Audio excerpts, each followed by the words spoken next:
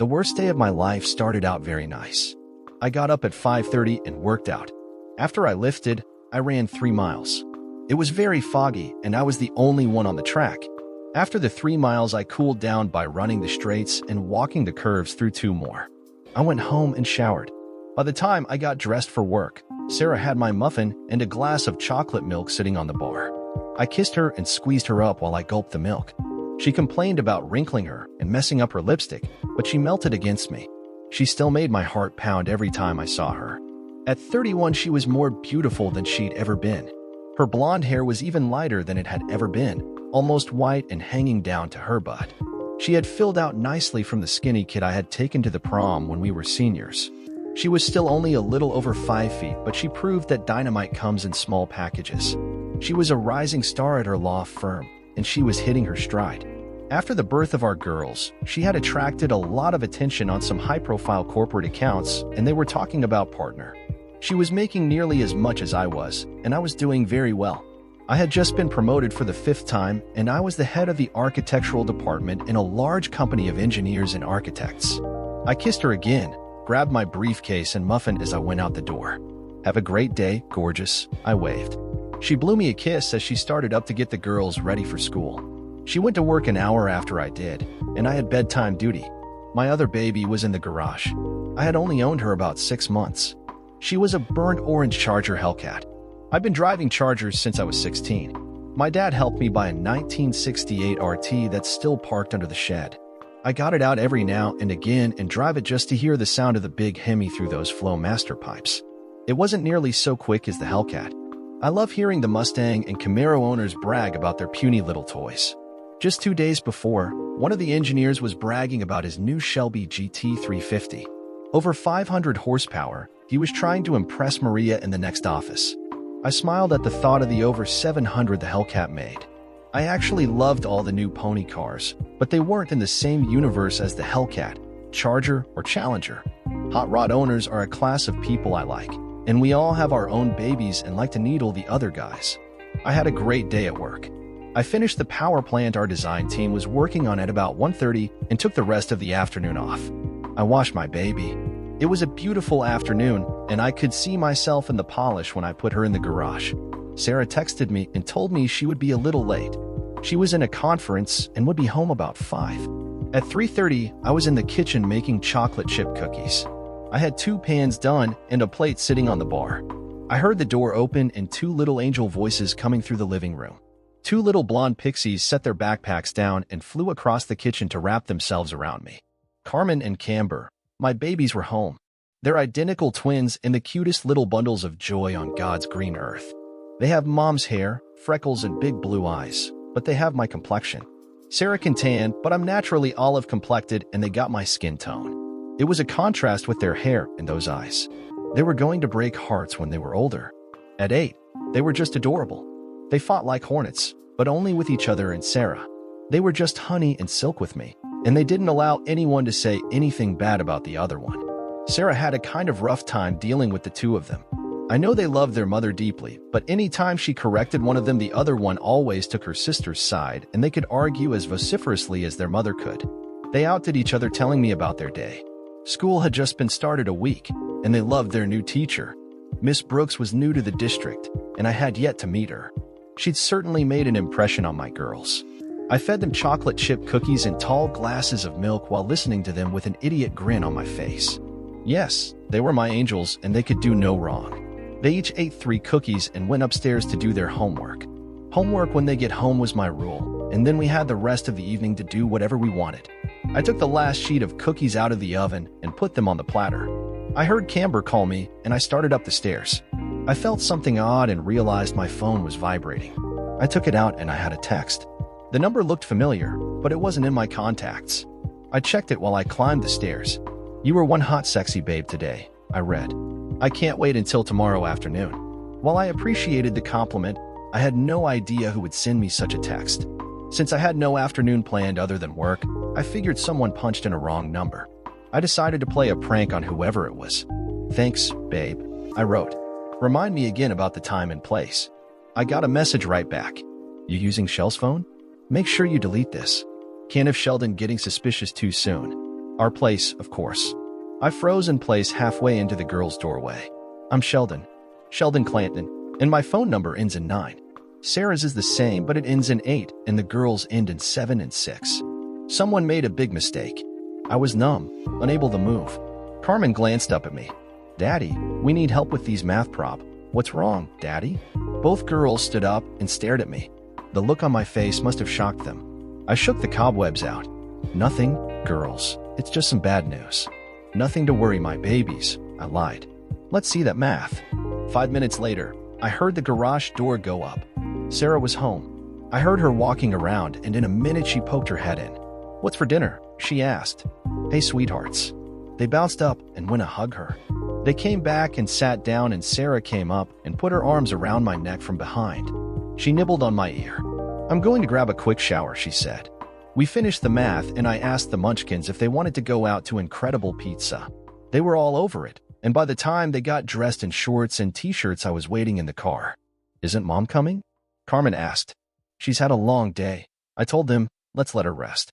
We'll turn off our phones, and it's just me and my angels tonight, okay? They were down, and we had a great time. I forgot to turn my phone off, and it vibrated a dozen times. I ignored it and dove back into the games and the mediocre pizza. We got home at 9:30, and Sarah was asleep on the sofa with her phone in her hand. I held my finger to my lips, and we tiptoed upstairs. They got in bed, and I went and got my clothes for tomorrow. I went to the spare bedroom and locked the door.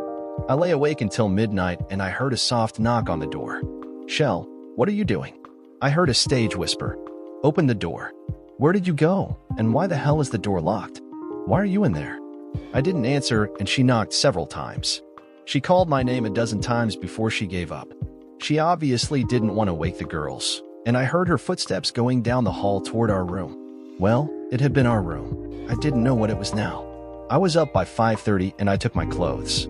As I was going into the garage, I heard her alarm go off. I got in the Hellcat and backed out. I saw her come into the garage just as the door went down, and I drove to the park. I usually ran at the high school track, but I ran at the park that day. My phone went off a dozen times, but I ignored it. I showered and got dressed at work. I got my buddy Marcus to loan me his Ultima at noon. I felt like I was betraying everything I believed in getting in that thing, but it looked like every other little box-shaped car on the road, and I wanted to blend in. Sarah's car was at the office, and I pulled up across the street and waited. The windows were dark, and I knew no one could see me inside. At 2:30, Sarah came out and got in her BMW. I followed her at a discreet distance, and we drove out into the suburbs. When she turned into a subdivision, I knew where we were going. My brother Mark lived there. What the hell? Well, this kinda sucked. Now I knew why the number looked familiar. I'd never gotten along well with him, and we didn't talk much. The only time I saw him was at family events, and that was too often to suit me. I saw him put his hand on Sarah's hips 2 years ago, and I decked him. We hadn't spoken since, although his wife and Sarah spent a lot of time together. I parked across the street, and she pulled into his driveway. When she got out, she looked upset. She went in, and I got out and walked around in back of his house. I had been there 100 times. I couldn't believe what I was seeing. Mark's wife, Chloe, was lying out by the pool. This was just getting weirder and weirder. She was a stunning woman. She was sophisticated and elegant in an understated way. She just exuded class. She looked up at me when she heard the back gate close, and a look of sheer panic ran across her face. Sheldon, she gasped. What are you doing here? I walked up the steps to the deck as Chloe jumped up and came running toward me. Shell, wait. Don't go in there. I need to tell you something. Wait. The screen was shut, but I could hear them talking. Sarah was very agitated, and he was trying to calm her down. I'm telling you, something's wrong, she said. He slept in the spare bedroom last night, and he left without even saying a word to me this morning. This was a mistake, Mark. I need more time to get him on board. I know he thinks Chloe is hot, and we'll just have to let her work on him. I love my husband, and I'm not risking my marriage and my kids over this. You can talk him into it, he told her. We've seen the way he looks at Chloe. Don't get cold feet on me. Now, we've already talked about this a dozen times, and you know you want to do this. Yes, I've loved it, but I don't want to lose everything. If he has sex with Chloe, he can't say anything, and we'll just swap every now and again. You might as well now that you're here. I can tell you want it. Yes, but not that bad. If Shell ever found out about this, it would kill him. I'm not going to do it, Mark. I peeked in and saw them standing in the living room. He pulled her toward him, and kissed her. She resisted for a minute, and then she let him kiss her. I snapped a couple of pictures and a little video. He was sliding down the zipper of her dress, and she was reaching around to stop him. I had seen enough. They jumped apart when they heard the screen collapse, and I stepped through. Sarah screamed. "No. Oh my God, no. Sheldon, this isn't what you think. Please, Shell, I'm so sorry." I kept walking toward them, and Mark was backing away as fast as he could. I just walked past them, into the front door. Sarah ran to me and threw her arms around me from behind. "Please, Shell, let's just go home. This isn't what it looks like. I promise I'll explain when we get home." I went out without another word and got in the Ultima. All three of them came out and tried to chase me down. I drove it back to the office and gave the keys back to Marcus. After 30 minutes, my phone started ringing. I ignored it. In about 5 minutes, my secretary buzzed. "Your wife is on line 3, she said. "Tell her I'm not available," I said. I spent the rest of the afternoon staring at my computer screen. "Your sister-in-law is on the phone," I heard 5 minutes later. I had her put through. "What do you want, Chloe?" "Shell, we have to talk about this," she said. "Why aren't you at home? You need to talk to Sarah. She can explain everything. Mark and I will be there, too. We'll talk about it like rational adults. This is your brother and your wife, Shell. You need to calm down. Why is it that when someone screws with you and pisses you off, they always tell you need to calm down? That just pissed me off more. I don't have a brother," I told her. "If the a-hole is in my house when I get home, I'll tear his nuts off. If I see you there, I'm going to slap you all the way out the door. Don't ever let me see you or hear your voice again, Chloe. You tell a-hole that if he sees me, he better start running." I hung up the phone. In 20 minutes, it was my dad. "Sheldon, what's going on?" he asked. "Your brother and Chloe are here. They say you've been threatening them." Sarah called, and she was crying and hysterical. I couldn't understand her. "What have you done?" "Sarah is screwing Mark, and him and Chloe were planning to trick me into a wife-swapping thing." "Dad, I don't have a brother. If I hear that you've allowed any of the 3 of them in your house after today, I don't have a father.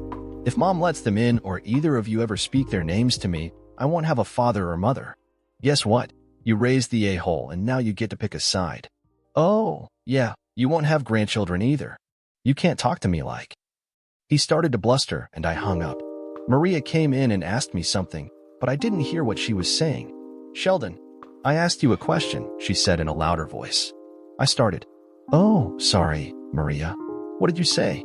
Are you okay?" she asked. Tears started running down my cheeks, and I couldn't stop them. She walked over and put her arm around my shoulders. "Did someone die?" she asked. "I'm so sorry, Sheldon. Who was it?" "I think it was my marriage and my family," I told her. The whole story came spilling out as I buried my face in my hands and wept. 10 years of my life flashed before my eyes. 10 wonderful years with the woman I loved and the woman I thought loved me.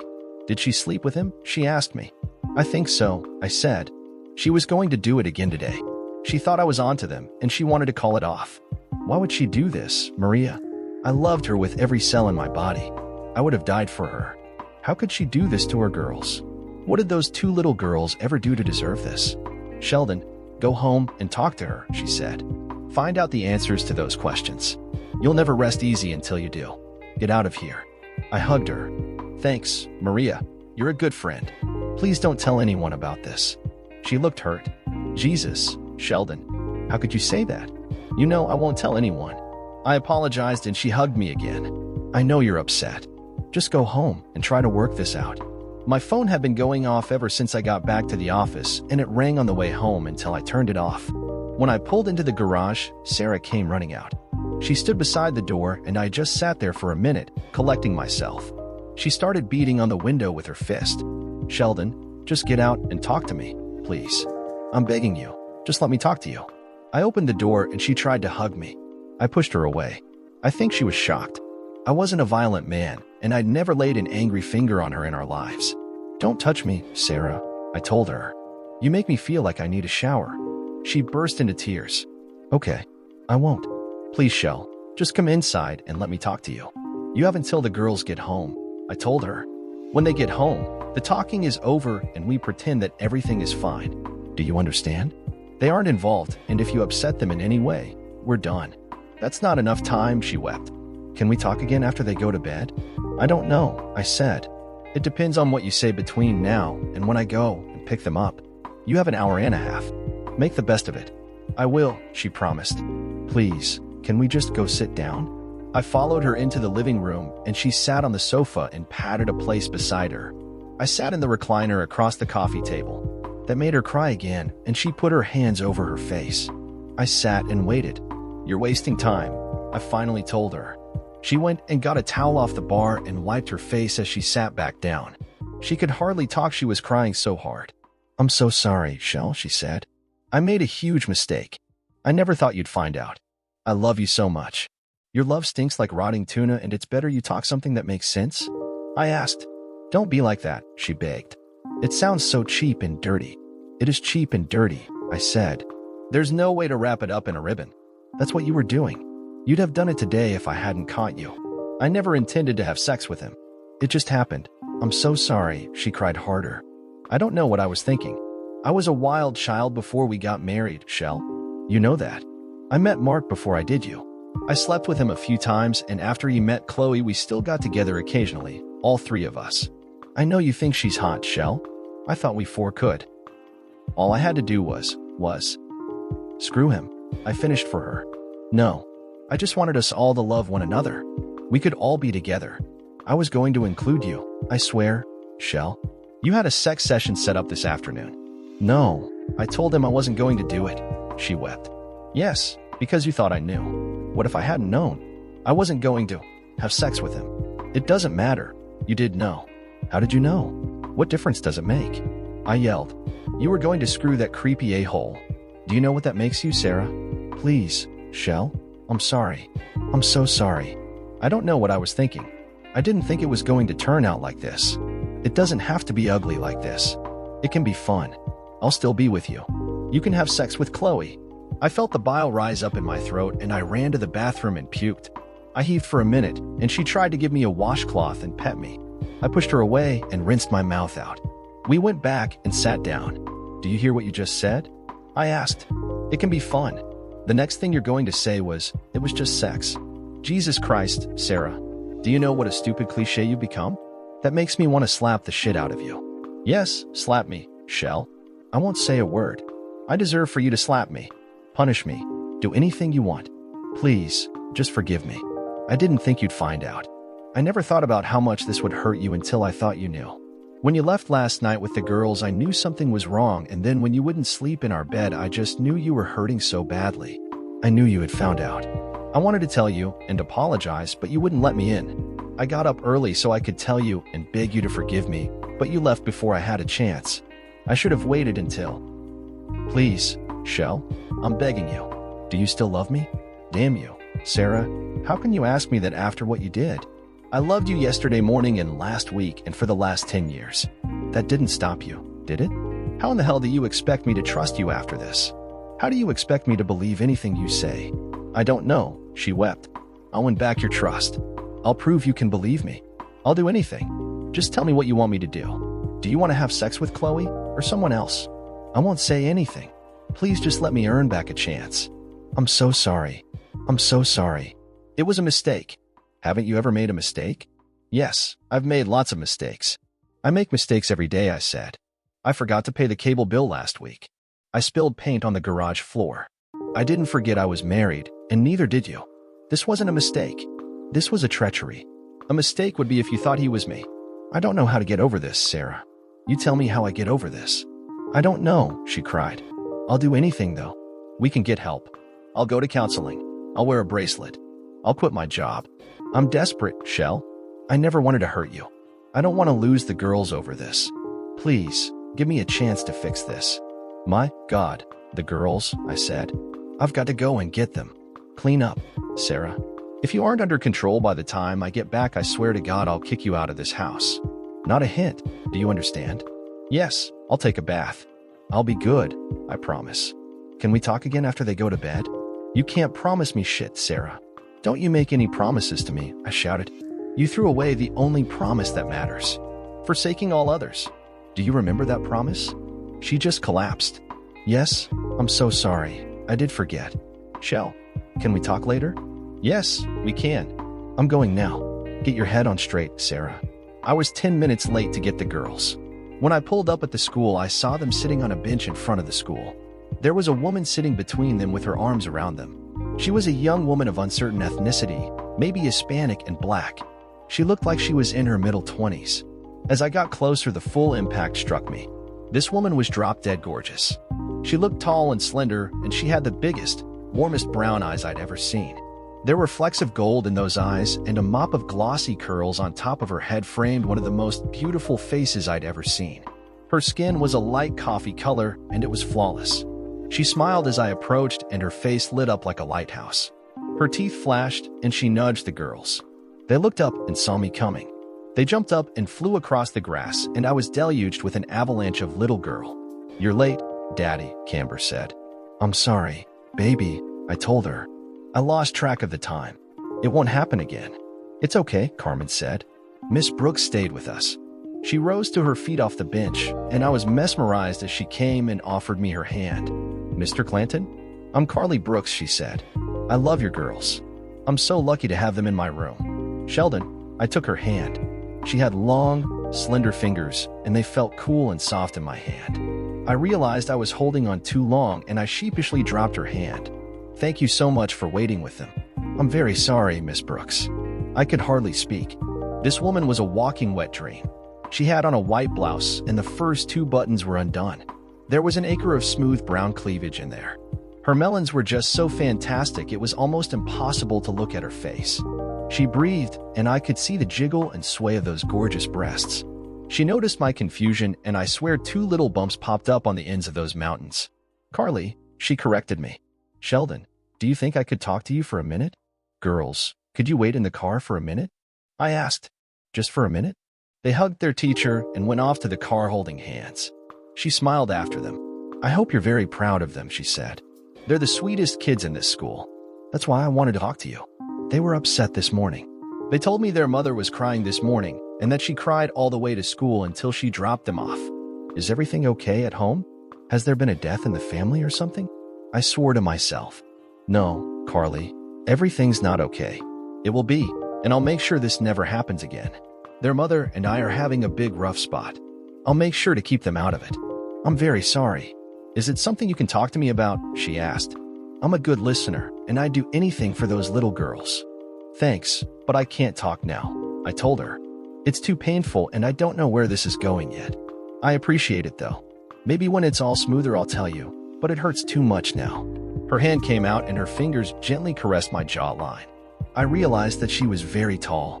Her eyes were almost level with mine, and I'm 6'3". She smiled. Her arm dropped, and she walked back to the building. I watched her for a minute. There was one of the most fantastic butts I've ever seen moving under that gray skirt. She was poetry in motion. She looked back over her shoulder and smiled when she saw me watching her. My face went red, and I went to the car. I felt the touch of her fingers on my cheek for hours. The munchkins chattered happily until we were almost home. "Daddy, Mom was crying this morning," Carmen said. "Were you mean to her?" I laughed. "Maybe a little. I won't do it again, okay?" "Okay. I don't like her to be sad. Bree doesn't like it either." "I know. I'm sorry. People just fight sometimes, you know?" "I know, Daddy," Camber said. "Carmen is mean to me all the time, but I don't give her the satisfaction of crying." "Hey, you're the one that's the big meanie," Carmen objected. I had to laugh. "Neither one of you are mean. People just argue sometimes. I'll try to be nicer." "You're always nice to us," she said. Sarah was still in the bathroom when we got home, but when she came out she was pretty normal. Her eyes were a little puffy, but she smiled and hugged the girls. We had a nice dinner, and they sat on the floor at our feet and we watched TV. It was a pleasant interlude, but I was dreading bedtime. I read to them and kissed them goodnight. I saw Sarah watching from the doorway with a sad smile on her face. She left when I turned out the light, and she was waiting at the foot of the stairs. "Do you want to talk in bed?" she asked. "I'm not sleeping with you. They'll know if you don't. Don't do this, Shell. Let me feel as good as I can. I need you to hold me. I needed you not to be a... Never mind." I caught myself. Tears started running down her cheeks. I lay on my back staring up at the ceiling. I could feel the bed shaking, and I knew she was still crying. "Shell, do you want to make love? I'll let you do me any way you want." Her voice broke. "Jesus Christ, you are pathetic. You think I have my brain in my dick." I exploded. "I'm going to the spare bedroom." She grabbed my arm. "Please, Shell? I'm sorry. Don't go. Please just talk to me. I won't touch you, I swear. I don't want to lose you. I don't know what to do or say. I'm just floundering. Please, just punish me and then forgive me. I'll never. No, I won't make any promises. Shell, is there a chance for me to make this up to you? Do I even have a chance? I honestly don't know how, Sarah. I despise you so much it's killing me. I've loved you since we were in high school. I wish I didn't. It wouldn't hurt so bad if I didn't. What can we do? How can we get back to where we were? How do I know you won't just screw the gas man to pay the bill? Damn you, Shell. That's not fair. I'm not that cheap, and you know it. You're the only man I've ever loved in my life. Don't you tell me what's fair. Is it fair to me that you've been screwing that a-hole for God knows how long? Is it fair that the man that's loved you since we were in high school has to live with the fact that his wife has a legs that open for anyone and that she was trying to trick him into being one like her, too? Is it fair that our girl's mom is a cheating witch? Is it fair that you're a liar and a cheater? Screw you, Sarah. Don't tell me what you are. I know what you are. Screw this. It isn't going to work. I don't want to listen to your bullshit. You won't even accept responsibility for what you did. I want you out of here. In the morning, you're going to tell the girls you're going to stay with your sister for a few days. I don't care what excuse you give them. Make something up. You're good at lying. Just be gone when I get home tomorrow. And never tell me that I am the only one that you love. I am better of being hated than being loved by a 304 like you. She started crying hysterically. I'm sorry I said that, Sheldon. Please don't make me leave. No, you made the choice to do the nasty with the a-hole without considering me or the girls. I'm making this one, and I'm not considering you. This is my house. I inherited it from my grandparents, and I don't want you here. When can I come back? She wept. I don't know. Maybe never. Don't piss me off, Sarah. Maybe I'll feel better in a while. Maybe you'll come up with some way to fix this, or I'll think of something. I can't breathe with you here. Every time I look at you, I see that a-hole sliding the zipper of your dress down. I'm going to the couch. I left her there crying on the bed and took my pillow to the couch. I left at 5:30 the next morning again, and she wasn't up. When I picked the Munchkins up after school, they told me she went to stay with Aunt Sophie to help her while she was sick. They were a little upset because they were supposed to work at a 5K run with her on Saturday. I told them I'd work with them instead, and they were happy. Sarah called them, and they talked for a long time about 8. She texted me, and all she said was, I'm so sorry. I took the day off Friday, and Sophie called me. She wanted to come over and talk to me, and I agreed to talk to her. She's Sarah's little sister, and I'd always had a soft spot for her. She was angry when I answered the door. She swept in and poured herself a cup of coffee. She had been about 14 when Sarah and I got together, and she was just an angel. She'd spent more time in our house than at her parents' after Sarah and I got married, and we were still really close. What the hell is wrong with you, Sheldon? She spit out. Sarah is dying over at my house, and you're just sitting here and letting her. She hasn't stopped crying the whole time she's been there. Come and get her and bring her home. Did she tell you why she's there? So she made a mistake and slept with them, Sheldon.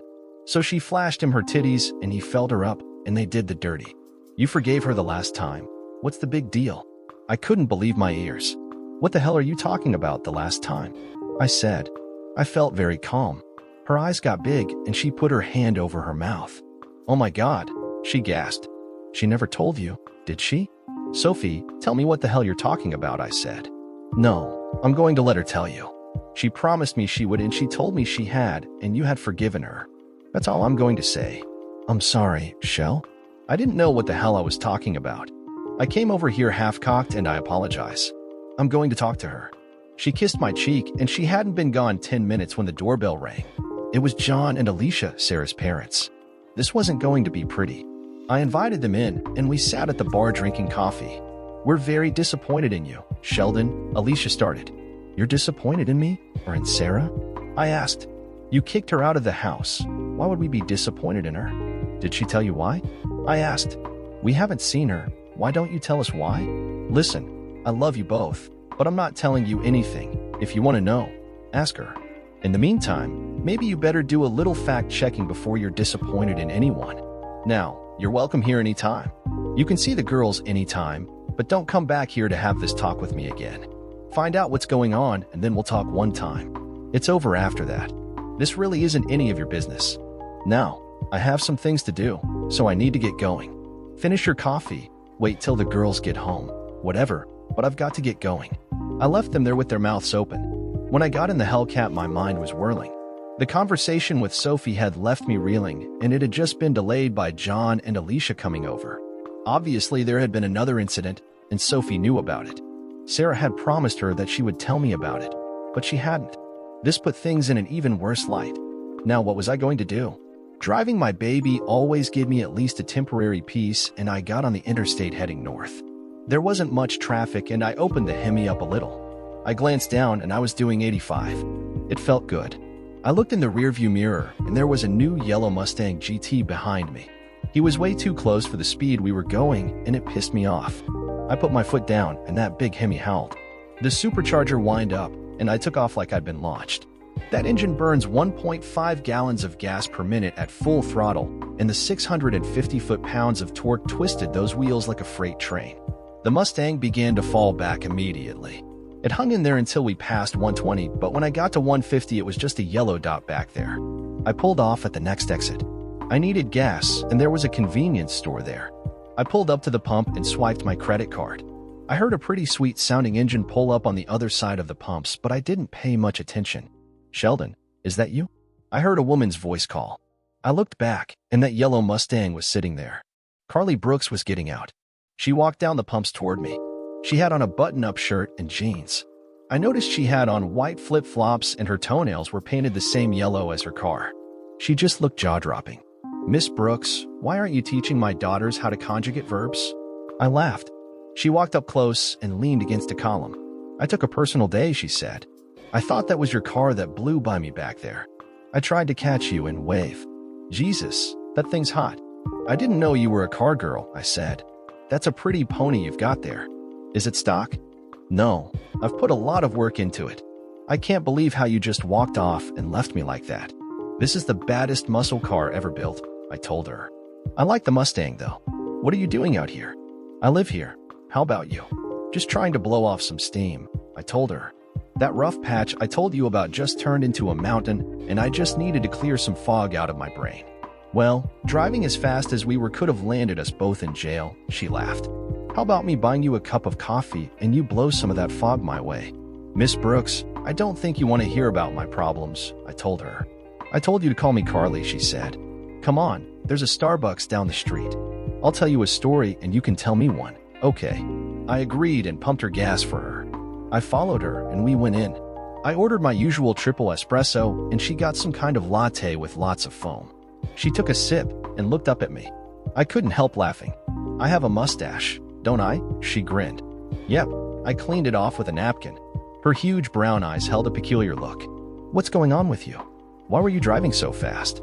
"Driving fast to me is like shots of whiskey, or to other people. When I'm upset, I go for a drive or a run. It calms me down and helps me think." "Why did you need a shot?" "I'm not trying to pry. You just look like you could use someone to talk to." "Carly, are you married?" "No, I was engaged once." "Do you mind telling me why you aren't engaged anymore?" I asked. "Yes, but I guess if you're unburdening to me, it would only be fair." She sipped her latte, and I could tell she was gathering her thoughts. "I can't do this," she finally said. "I'm sorry, Sheldon. I need to go." She stood up, and I could see tears streaming down those high cheekbones. I stood up and walked over to her. I pushed her back down in the booth and slid in beside her. She protested, but I ignored her. I took one of her long, slender hands in mine. "I'm very sorry, Carly. I didn't mean to upset you. You don't have to tell me anything you don't want to. I wasn't making a bargain. I was just trying to find a place to start. It's okay. If you don't let me out, I'm going to slide under the table." "I'm sorry, Sheldon, but I can't do this now. It's too painful for me." I let her out. She stood up and gave me a hug. Those luscious titties poked me in the chest, and I was as hard as an iron bar in 2 seconds. "I just need to go. I'm sorry I couldn't help you." "It's okay. Will you let me buy you another cup of coffee sometime?" "I promise I won't make you cry. Girls usually need to know me for a while before I make them cry." She gave a wet little laugh. "It wasn't you." "Yes, call me sometime. I love your girls, Sheldon. I know you're a good father." She slipped away, and that little yellow Mustang chirped the tires when she pulled out. It was time to pick up the girls, and I went and got them. They did their homework, and we went out to Red Lobster. They were having that endless shrimp thing, and we all loved shrimp. By the time we were done, our table looked like a shrimp graveyard. The next day was the 5K event, and I had planned to run. That went on hold because Sarah wasn't going to be there, and I had agreed to work. They put us at a table at the 3K marker, and we had water and Gatorade on a little table. When the runners got there, they could grab a bottle and take it with them. There was supposed to be another worker there, but they hadn't shown up yet. I could hear the car coming for a ways, but there were trees blocking us from the road. I was shocked when that little yellow pony pulled up and Carly got out. She looked stunning. She had on a pair of yellow boy shorts and a t-shirt that did very little to restrain those amazing tits. They emerged from the car a few minutes before the rest of her. She stopped for a minute when she saw us sitting at the table. The girls squealed when they saw her and ran over to give her a hug.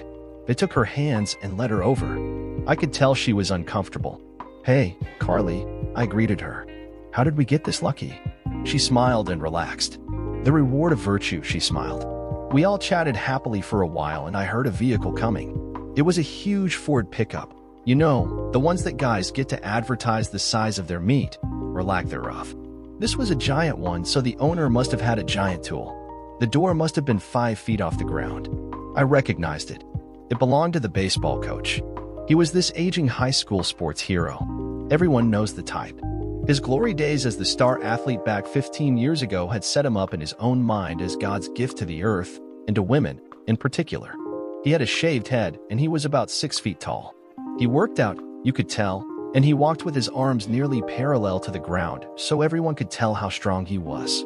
His name was Hawk or Falcon or one of those raptor-type birds. He came swaggering up to the table. "Carly, how you all doing here, honey?" "Mr. Harrier, I'm not going to tell you again not to address me by my first name. We're not friends, and if you call me honey one more time, I'm going to make a complaint that you're creating a hostile work environment." His jaw dropped.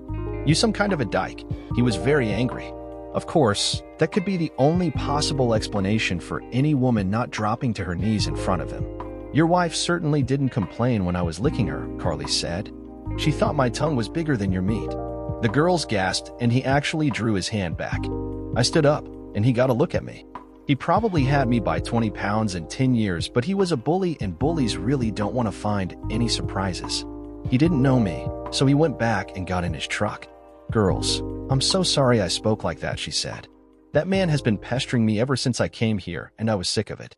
That's no excuse." "I'm very sorry." Bree hugged her. "That's okay, Miss Brooks.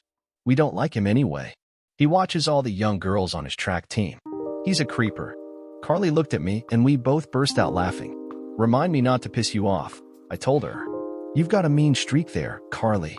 The first runners started showing up, and we were busy as bees for a while. I asked the girls if they wanted to take Carly out for wings afterward, and they were very excited about that. She agreed to go with us, and we went home and cleaned up. I know this place that has some of the best wings on the planet. It was called Hackett's, and it was run by an old friend of mine. He was an elderly black man from Memphis, and he knows how to do wings. We had a blast, and I didn't want it to end. Carly and the girls kept my mind off of Sarah, and it felt good to just be human for a while. It couldn't last, and when I got home, I had a dozen missed calls from her on my phone. I had turned it off all day, and it lit up like a Christmas tree the minute I turned it on. I got the girls in bed and called her. "Shell, I need to talk to you," she said. "Can I come over? Don't you have a date?" I asked her. "Is A-hole too busy?" She sobbed. "Please, just let me come over, Sheldon. I can explain." "Okay, come on," I said. I ended the call, and in 30 minutes, I heard her key in the door.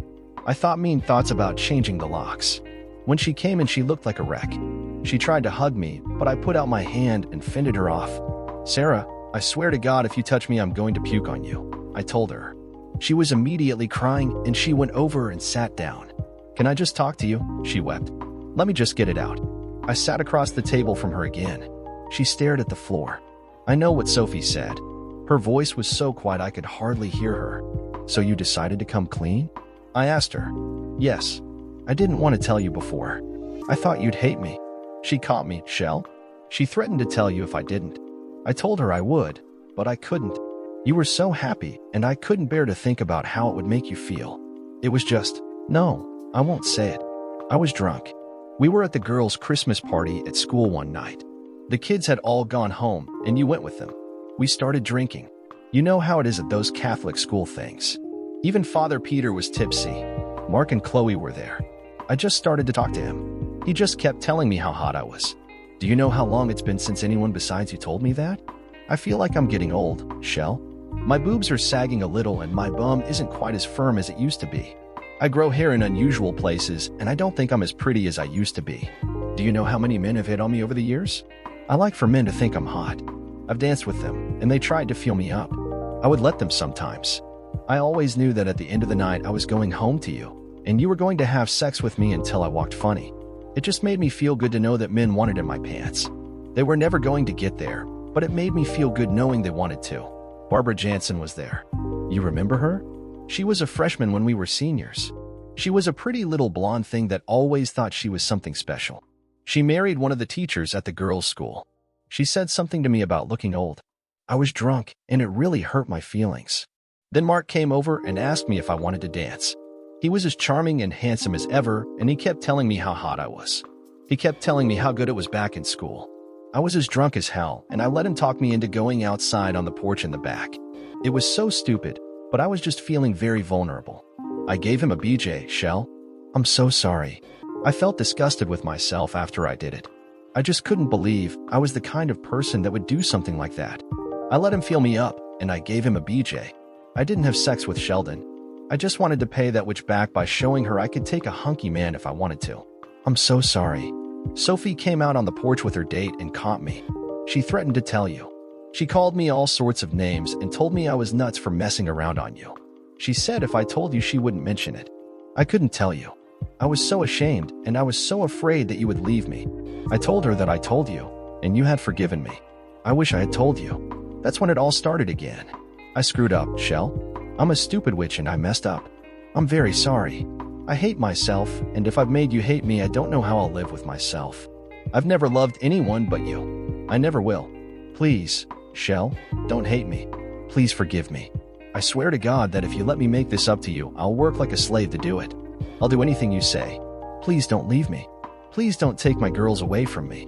What can I do? I'll do anything. I know now that you'll never accept it. Sarah, I don't know what you can do, I said. I haven't had time to decide what I'm going to do. How can I trust you? You've lied to me several times. You told me you were working late when you were really shaking your bum and drilling the a-hole. What if I forgive you, and one day you have to work late? What am I supposed to think? How will I keep from wondering if you're screwing some guy or giving him a BJ? How does that work?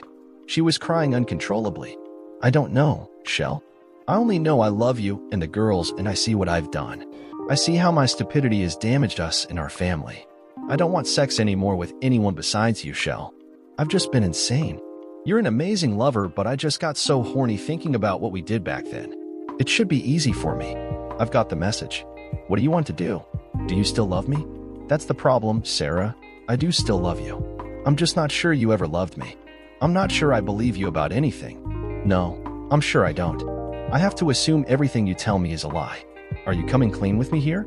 I'll never know, and I don't think I'll ever believe anything you tell me. Here's your chance. If you're hiding something, you should tell me now. It won't make any difference. I couldn't possibly be any more angry with you than I am right now. This is your one chance. I swear to God I'm being honest, she said. There isn't anything else. I love you, Sheldon. I don't love anyone else, and I never have. I did it. It was just. Don't say it, Sarah, I interrupted her. You were going to cheat, and you did cheat. It wasn't. No. Okay. I know you don't want to hear it. I just want you to understand it didn't mean anything to me. I'm not in love with Mark and Chloe. It was just exciting sex. I thought you might like to join us. I can see now that you never would, and it was a mistake. Well, it sure as hell meant something to me, I told her. The fact that it didn't mean anything to you is the problem. If I drilled some stranger, would that mean anything to you? It's not the same thing, she said. We were going to include you. You were going to get to have sex with Chloe. She's hot for you, Sheldon. It's exactly the same thing, I told her. Screw this. If you're going to try to slide around and evade responsibility and minimize what you've done, this isn't going to work. I'm going to see a lawyer tomorrow, Sarah.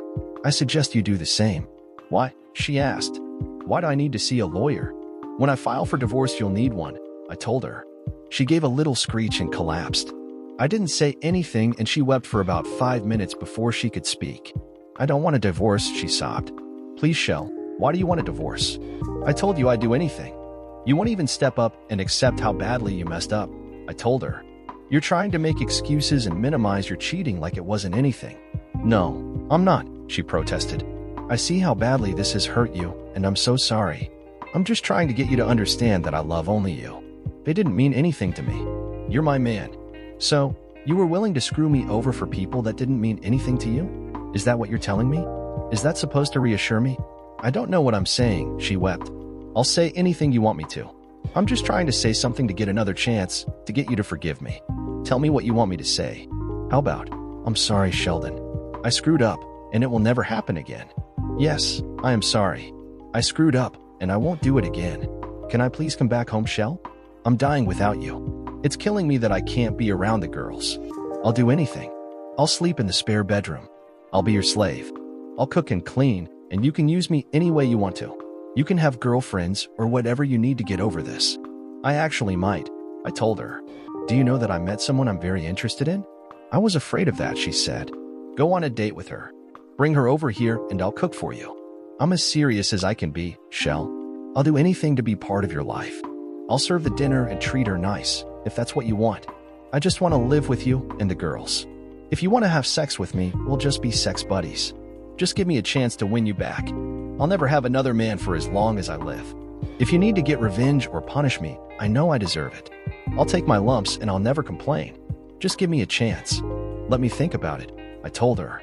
I'll call you tomorrow and let you know what I decide. Don't say one word to the girls, okay? No, I won't. I'll do anything you say.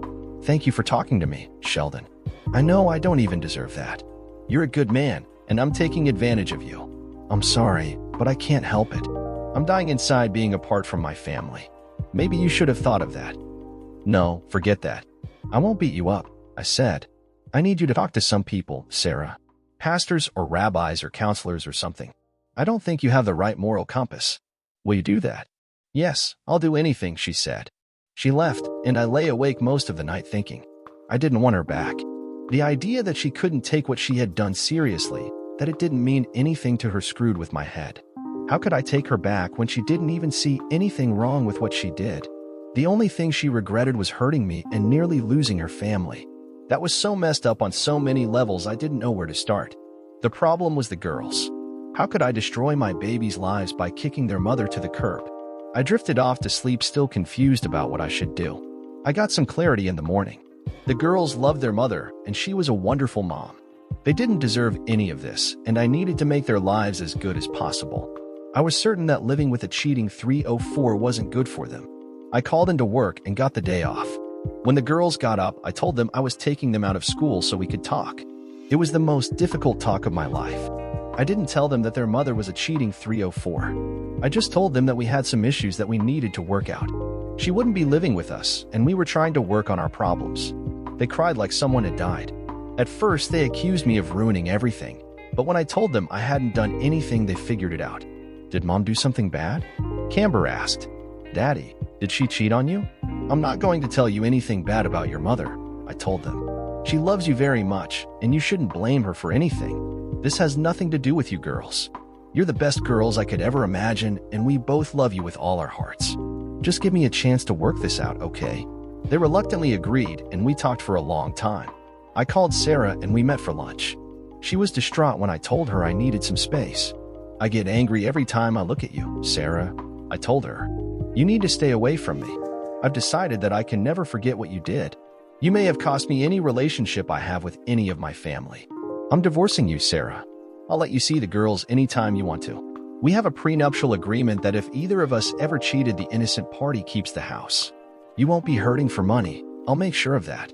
Now the witch came out to play. She called me every name in the book, promised to turn the girls against me and clean me out in court. I wished her well and walked away. Carly called me after school and she was worried about the girls.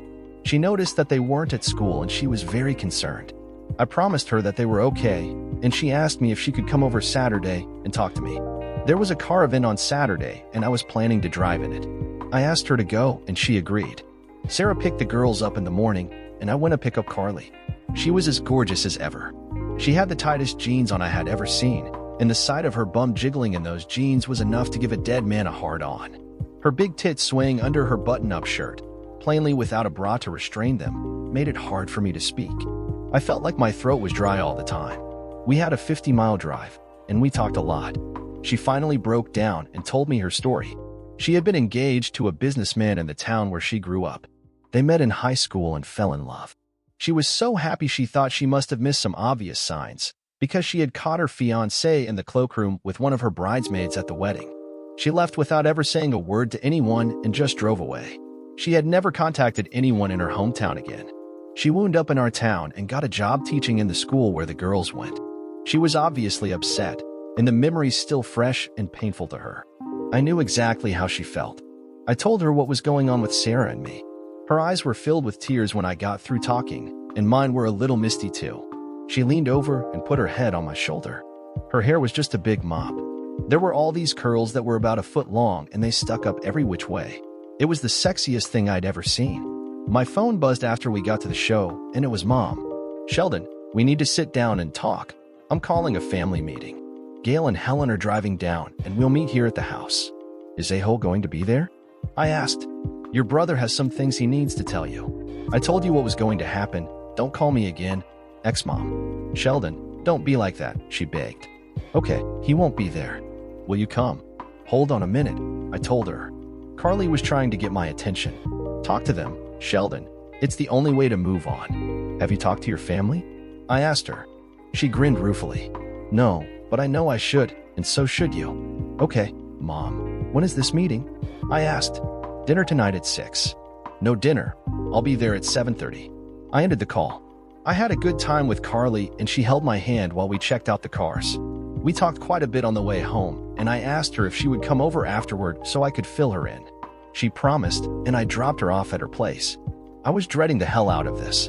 I went home to my empty house and tried to eat a little. It just made my stomach upset, and I took a couple of antacids. I got the old charger out and fired it up. It just felt right, and that rumble soothed my nerves. I'm sure they heard me coming a block away, and Mom came to the door before I got there. She hugged me, and I just stood there, stiff as a post. When she looked up at me, there were tears in her eyes. She didn't say anything. She just took my hand and led me inside. I heard the lock click behind me, and Dad was standing in front of the door with a baseball bat. "We're not going to let you tear this family apart with your stubborn pride. Go and set your bum down." Well, this was going to be interesting. My sisters, Gail and Helen, took my arms, and I sat between them. Then, out of Mom's bedroom marched the three cheaters. I looked over at Mom. "He's your brother. She's your wife. Chloe's your sister-in-law. We can get past this." "Okay, ex-mom, you just lost your son, and your only 2 grandchildren. He's an a-hole, not my brother. His wife is a bisexual witch, and that's the 304. I guess that makes you Mama, 304. That's the pimp over there by the door, and what are you two?" I asked my sisters. "We just love you, Shell," Gail said. "We're down with whatever you want. I want to leave. You want to come and stay with me tonight? I want to introduce you to someone." "Girls, I thought you were going to help." The Mama, 304, started to panic. "Yes, we're going to help, Sheldon," Helen said. "What? You thought we were here to help these scuzzbuckets?" We stood up together and walked toward the door. The pimp made a motion with his bat, and I kicked him in the nuts. He dropped his bat and sank to the floor, making a little wheezing scream. I picked up the bat and turned around. The a-hole saw death in my eyes and took off running through the kitchen and out the back door. I turned to the witch. Her eyes went wide, and she started scrambling to follow her a-hole husband. I threw back my head and laughed. "I'm filing charges against you for unlawful imprisonment," I told Mama, 304. "Don't call, don't write, don't send cards, and don't attempt to contact the girls. I'm getting a restraining order against all of you." She sank to her knees, weeping hysterically. "Please, Sheldon, don't do that. I'm sorry. I'll make it up to you." "Too late," I told her.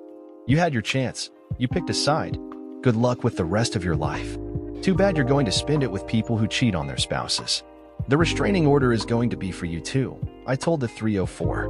"You're mentally unstable, and I'll never leave the girls alone with you again." Helen went upstairs and got the twins. They looked at everyone oddly, but they didn't say anything. The 304 was crying hysterically. The girls and I went out without another word and walked down the driveway. "You want to drive?" I asked Gail.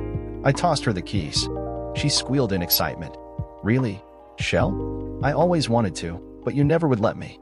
"You made the right choice," I told them. "I love my little sisters. I let them drive my cars. We got Chinese carry-out on the way home and Helen took a turn trying to break our necks. I called Carly on the way home and we got food for her too. The twins went flying across the room when she came in and threw themselves on her. They each took a hand and led her over to their aunts. "This is our teacher, Miss Brooks," Camber introduced her. "I think she's Daddy's girlfriend, too." Carly was blushing furiously and she just looked adorable. "Camber, we're just friends. You shouldn't say things like that." "Well, since Mom cheated, we want you to be with Daddy," Carmen told her. "Girls, that's enough," I scolded them. "You're embarrassing our guest. Off to bed with you." "Sorry, Daddy," a soft little chorus came. "Aunt Helen, Aunt Gail, will you read us our book?" They led their aunts off upstairs and left Carly and me in an awkward silence. I walked toward her, and she looked a little frightened. I took her hands and pulled her in for a hug. Her curls tickled my chin, and she melted against me. "How about it, Carly?" I murmured. "Want to be my girlfriend?" She tilted her head up to look in my eyes. Those huge brown eyes were full of golden glitter. "I might," she whispered. "Kiss me, and then I'll decide." Her lips were the softest, sexiest pillows I'd ever felt. I felt a little pointed tongue tap my lips, and I let it in. I swear to God I nearly came in my pants when I felt that. Her luscious body was pressed tightly against mine, and she made a little moaning sigh that made me crazy. She pushed back a little and looked at me, evaluating my emotions. Evidently she liked what she saw because she let me pull her in again, burying her face in my shoulder. "I won't be with you until you're not with her," she told me. "I understand," I told her. "I'm not her, Carly. I won't become her either. It's going to take a while to resolve all this. I've got the rest of my life," she said. She kissed me again and made my toes curl before I walked her out to the pony. I went to see a lawyer the next morning. Her name was Marcy Gray, and she was very rude. I think at first she thought I was dumping my wife for an upgrade. She was about 40, and she had the largest breasts I'd ever seen that were natural. She was short, very curvy, and pretty, too. I wanted her to like me, but we got off on the wrong foot. "If you're here to get out of paying child support or maintenance, you need a different attorney," were the first words out of her mouth. That pissed me off. "Okay, that's not why I'm here, but thanks for seeing me." I got up and walked out. I stopped off at her secretary and asked her how much the appointment was. She opened her mouth and Ms. Gray cut her off. "What the hell is the matter with you?" she yelled. "You can't just walk off like that." "Watch me," I told her. "I don't know who the hell you think you are, lady, but you can bite me. I don't have to listen to insults, especially not from people I employ. Screw off." She swelled up like a toad frog. She opened her mouth and she started laughing. She laughed until she cried and came and got me by the arm. "I'm sorry," she was wiping the tears of mirth away. "Sometimes I forget that there are decent men in the world. I see so many a-holes every day that I forget. Nobody has talked to me like that for years. Please, accept my apology. Come back and talk to me. Tell me what's going on." Despite my misgivings, I let her lead me back in her office, and she poured me a very good scotch. I told her the story and she got rude all over again, but it was directed mostly against my ex-family in the 304. She buzzed the secretary and got her to bring in forms. I paid her a retainer and signed my name 10,000 times. She promised to get the restraining order that afternoon and the divorce started as soon as possible. She shook my hand and the ball started rolling. In 3 days, the 304 was served and my ex-family was charged with unlawful restraint and terroristic threats. The pimp even got charged with attempted assault for his actions with the baseball bat. The a-hole and his wife were served for inflicting intentional emotional distress, and life looked good. The twins were with me, and the 304 was forbidden to come within 500 feet of us. When I came out to get the paper Saturday morning, she was standing down at the end of the block. She saw me and yelled, "Sheldon, please let me see my babies. Please, I'm so sorry. It wasn't my idea. Please, I'm begging you, let me see my babies." A couple of neighbors came outside to see what all the yelling was about. I walked down to where she was and she fell on her knees in front of me. "Please, Sheldon, I'm begging. I'll crawl up to the house if you want me to. Please let me see the girls." "Get up, Sarah," I told her. "You're embarrassing yourself and me." "I don't care about me," she said. "I know I've lost you, Shell. I can't lose my babies. I won't embarrass you anymore. Please, just for 5 minutes. Let me see them." She clung to me and I lifted her to her feet. "Okay, you can see them," I told her. "Sarah, I told you that you could see them anytime you wanted to. Then you went and pulled that shit at my ex-parents' house. I swear to God, one more insane moment like that and you're done. Do you understand? Yes, yes I do, and I won't. I won't do anything crazy. Thank you, Shell. I'll be good. We walked back to the house and the girls were eating waffles. They flew to her and she knelt down and hugged them like life preservers in a hurricane. She was sobbing her heart out and telling them over and over how sorry she was and how much she loved them. They cried a little, too, and told her how much they missed her. I fixed her some breakfast and we all sat around the bar and ate. She promised them and me that she would be their mom, just like before, but she wouldn't be living with us. I think they understood and they agreed to stay with her every other weekend. I told her she could come over anytime during the week she wanted. They went off to watch TV and we sat and talked for a while. Sheldon, she began, I'm so sorry for what happened at your parents' house. I didn't want to do it, but your mom said we could fix everything. I realize that's not possible now. I know I've hurt you too badly, but I'm sane now and I just want however much relationship you will give me. I want to be friends. Okay, I want more than that, but I realize it isn't going to happen. I'll just be the best friend you ever had. I'll be the girl's mom and we'll move on with our lives. I signed the divorce papers and I won't fight it. The financial stuff is fine. I'm going to move into one of our apartments. There's a vacancy next week and it's a nice one. Can we be friends and co-parents, Sheldon? We'll have to work on the friends part, I told her. Most of my friends don't. No, never mind. I'll try, Sarah. Honest, I will. I just have a lot of bad feelings for you right now.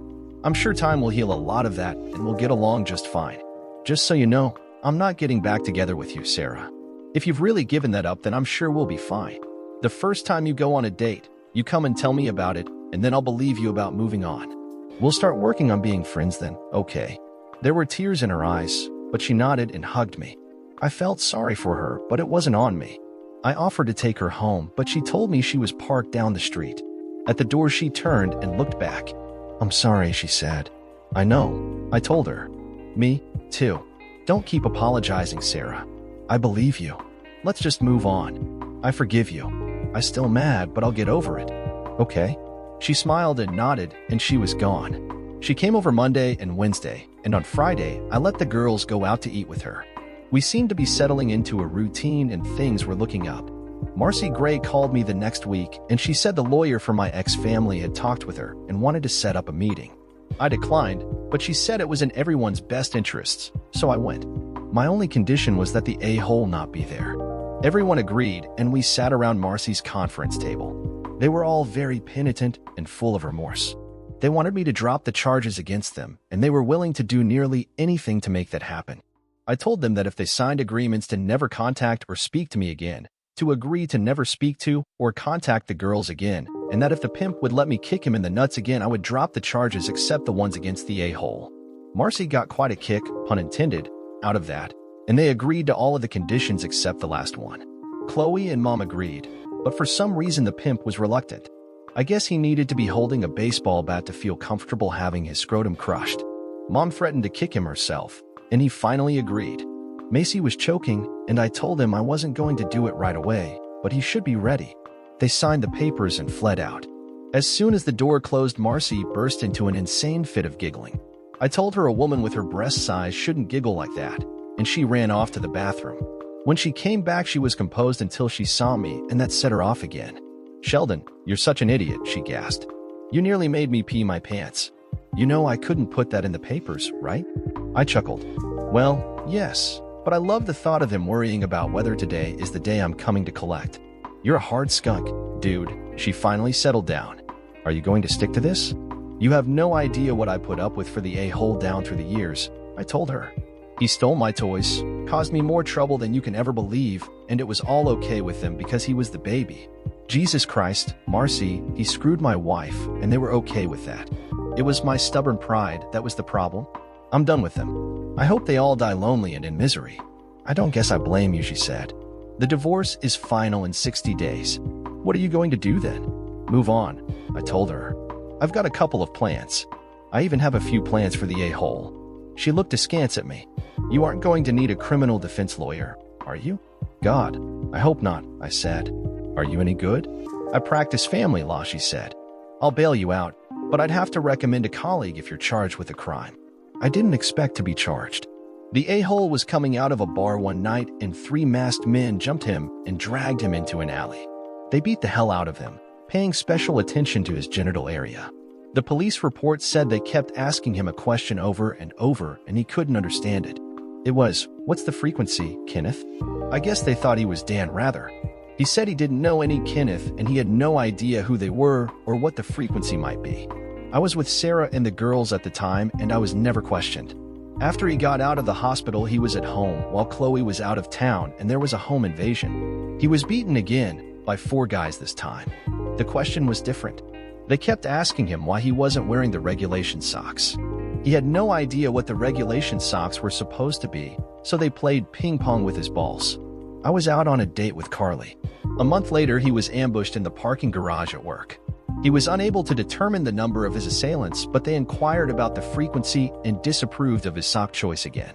His male member was victimized by being wrapped in duct tape, and it was used as a hair removal device. He wouldn't need waxing for a while. I was at the Twins soccer game with Sarah. The police questioned me that time. It seems that targeting the genitals is a favorite pastime of jealous husbands, but I had airtight alibis for all the attacks. 2 months later, his car developed problems. 3 times a week for 2 weeks when he came out of work, it had a flat tire. There were mysterious holes in the sidewalls, possibly about the size of an ice pick. Security began to watch it, and it recovered its ability to hold air in its tires at work. But when he went in stores or bars or left it alone for a minute, the malady recurred. Injector problems sidelined it for a while due to the presence of naphthalene in his fuel. The repairman said it was most likely caused by the mothballs in the gas tank. How they got there remained a mystery. His barbecue grill exploded when he was trying to light it a month later. There was a gas leak and he was missing his eyebrows and lashes as well as the front of his comb-over for a while. This run of ill fortune continued until the culmination of the airbag in his car deploying unexpectedly and causing him to collide with a tree. Of course, the airbag had deflated by that time and he was injured in the crash and back in the hospital. His wife, the lovely Chloe, decided that his bad luck might begin to affect her and filed for divorce. He was afraid to step outside his door and took a job in Cleveland selling tires. My life was going great. The divorce went through smoothly and I was a free man. Carly and Sarah walked around each other like 2 tomcats for about a month, but one day Sarah asked her out for drinks and dancing. Sarah had a date and she told Carly to tell me about him. He was an accountant and Carly said his name was Bob.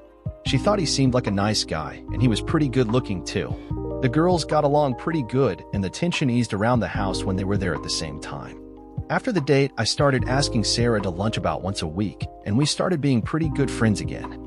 We talked about the Munchkins and how work was going, and I remembered how much I just liked talking to her. She seemed to be doing well and she told me she really liked Bob. We didn't talk about the past much, and that was good. The Saturday after the divorce was final, Sarah had the girls and I took Carly out. We drove up to the mountains and went to a big local celebration. We walked around and looked at the crafts, ate some local food and rode a few carnival rides. I took her dancing that night, and about when we were feeling pretty good, and we left. When I dropped her off, she invited me in and I didn't hesitate. We made wild love that night. In the morning, I saw her looking at me. She tilted her head up to look at me. "Sheldon, I'm in love with you," she murmured. "Do you love me?" "More than you can imagine," I told her. "I thought I'd never be happy again, Carly. I was wrong. My girls make me happy, and you make me happy. I do love you. I think I'm the luckiest guy alive. We should send the a-hole a thank you card." She laughed. "Well, I wouldn't go so far as that, but I'm happy here with you too." We whispered things that meant nothing and everything until we drifted off to sleep with that gorgeous woman in my arms. After 2 months, she moved in with me, and the twins rode to school with her every day. After 6 months, I knew I couldn't live without her, and I bought her a ring. I told the girls I was going to ask her to marry me, and I couldn't believe how excited they were. She was their idol, and they worshipped at her altar. I called Sarah. She wasn't thrilled, but she said she wanted me to be happy. I found out that Bob had popped the question to her, and she had him on hold. She said she was going to say yes, and I wished her well. I hoped she had learned something from her experience and Bob wasn't going to go through what I had. I didn't say any of that. I took Carly out to a nice Italian place and popped out the ring. She squealed, and there was never any question. When we got home, the girls were waiting up, and they were all over us. "Can we call you Mother?" Camber asked her. "We already have a mom, but we decided we want to call you Mother." Carly dropped to her knees and squeezed them close. "Yeet. Thank you, girls. It would be an honor to me. I've loved you since the day I met you. You'll always be my little girls." I'm not trying to take your mom's place, but I would be proud for two angels like you to call me mother. We got married and we're a year in, and I love her more every day. I've never been happier, and she's still a sex goddess in bed. Sarah married Bob, and they have a baby boy. I've never heard from the ex family, and I don't expect I ever will. My sisters mention them sometimes, but they don't have much to do with them either. Sometimes you just have to live with your choices. They made theirs, and I made mine. The worst day of my life was pretty bad, but I have the feeling the best days are still ahead. Carly is going to make sure of that. Dear listeners, please share your thoughts in the comments section below, and don't forget to like, share, and subscribe.